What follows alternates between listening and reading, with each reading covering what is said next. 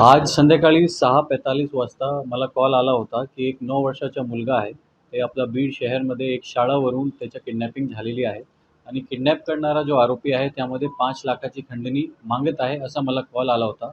हा कॉल खूप गंभीर होता आणि ते गंभीरता बघून आम्ही सगळे आपले जो शहरमध्ये पोलीस स्टेशन आहे, शिवाजीनगर, बीड शहर, पेठ बीड, त्याच्यानंतर आमची LCBची टीम आणि आमच्या सायबरची टीम ते ॲक्टिवेट झाले होते आणि आम्ही सगळा पाठपुरावा करून अवघ्या 1.5 तासमध्ये तो मुलगा आम्ही रिकव्हर केलेला आहे आणि त्यांचे वडिलांचे आम्ही ताब्यात दिलेला आहे.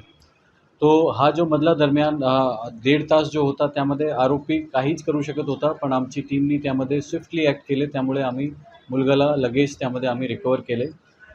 त्यामध्ये जो आरोपी आहे त्याचं नाव आहे जगदीश महेश गायकवाड. त्याची उमर 19 वर्ष आहे आणि त्याच्यावर क्रिमिनल हिस्ट्रीसुद्धा आहे. त्यामध्ये 2 क्राईम त्याच्यावर अगोदरचे आहे. एक हेतू का? त्याचा जो हेतू होता तो हेतू पैशाचाच होता. त्यांनी 5,00,000 जो किडनॅपिंग केली मुलगाला तो अ, फूस लावून आपण म्हणू शकते तर त्याला घेऊन गेलं आणि त्याच्यानंतर त्यांनी 5,00,000ची खंडणी डिमांड केली होती. तो त्याचा हेतू पैशाचाच होता, पण आपण त्याला सक्सेस होऊ दिला नाही.